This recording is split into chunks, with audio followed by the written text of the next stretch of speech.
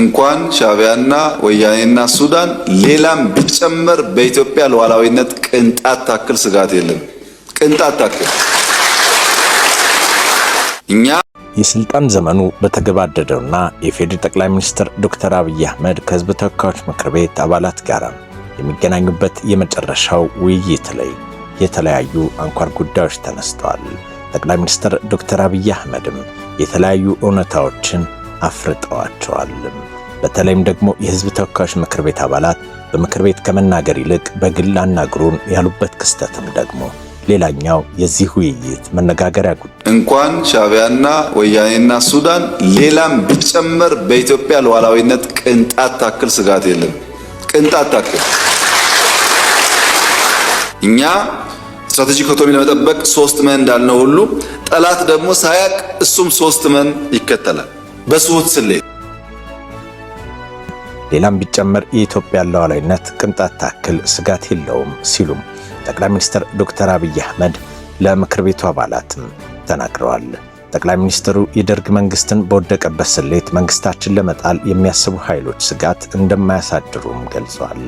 አሰላለፋቸውንም ምኞት ሲሉም አጣጥለውታል። ጽምዶን ማለታቸው ነው።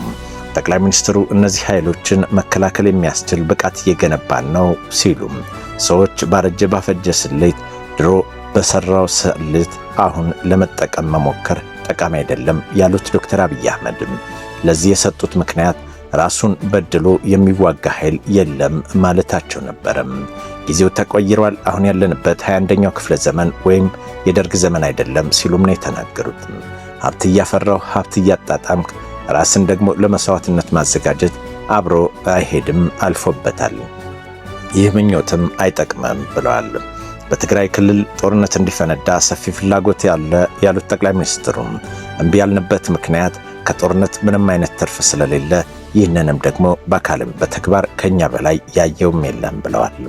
እንኳን ሻዕቢያና ወያኔ ሱዳን ሌላም ቢጨመር የኢትዮጵያ ሉዓላዊነትን ቅንጣት ታክል ስጋትም አያሳድርብኝም ሲሉ ነበረ ለተሰናባች የምክር ቤት አባላት በመጨረሻ የስልጣን ዘመናቸው የተናገሩት። ህወሓት 50 ዓመት የቆየ አንጋፋ ፓርቲ ሆኖ ወጣቱን ማሳመን አልቻለም።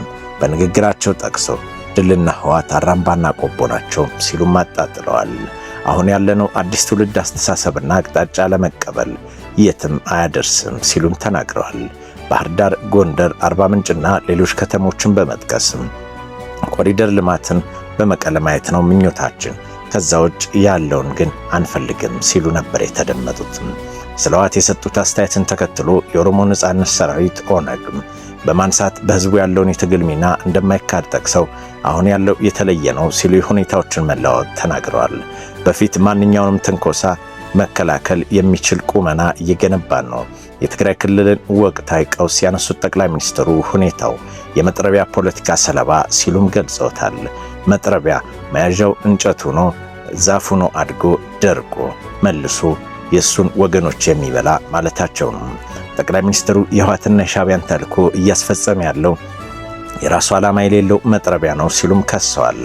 ኢትዮጵያ ሰላሟን መደፍረስ ምንጭ የት እንደሆነ ስለምናውቅ ከምንጩ የሚነሳውን ማንኛውም ትንኮሳ መከላከል የሚችል ቁመና በመፍጠር ላይ የምንገኝ መሆኑን ለተከበረው ምክር ቤት መግለጽ እፈልጋለሁ ሲሉም ለቀሪው ጦርነት ዝግጅታችን ጨርሰናል፣ ይህንንም የፊልድ ማርሻል ብርሃኑ ጁላን ንግግርም እንደማጣቀሻ አድርጎ ይሄኛው የመጨረሻ ዝግጅት መሆኑን ነበር ያረዱትም።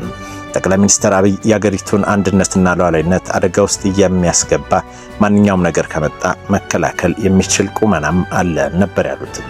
በውጭ ተልዕኮ አስፈጻሚ ብለው ያመለከቷቸው ሀገራት ውስጥ ኃይሎችም ጉዳቱ የጋራ ስለሚሆን መታገስና ማስተማርም ያስፈልጋል ሲሉ አክለዋል። ጠቅላይ ሚኒስትሩ የውጭ ሀገር ግንኙነትን በተመለከተ የኢትዮጵያ መርህ መቋቋም፣ መጠቀምና መጋራት ነው ብለዋልም።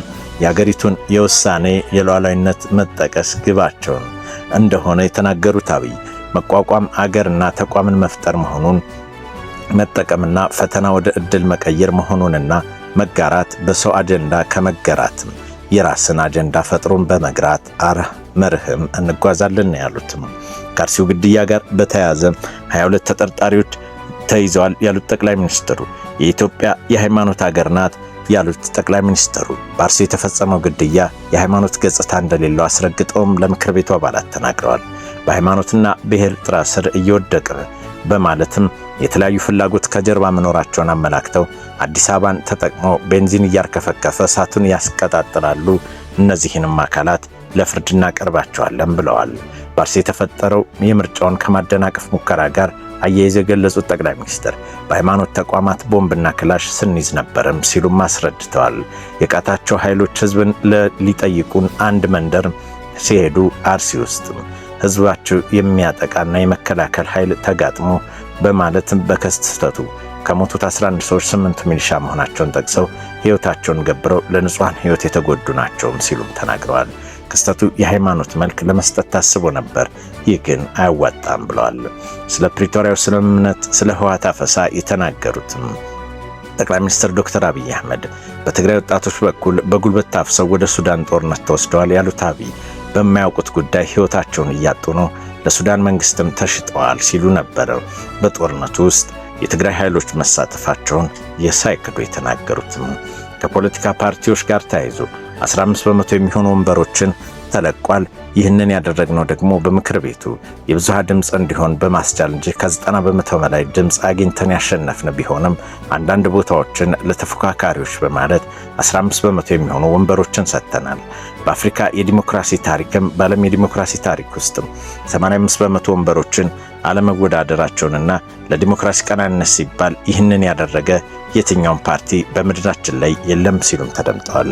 ክቡራትና ክቡራን የኢትዮጵያ ቱዴይ ኒውስ ቤተሰቦቻችን የዩቲዩብ ቻናላችን ሰብስክራይብ፣ ኮሜንትና ላይክ ያድርጉም። ስላዳመጣችሁን እናመሰግናለን።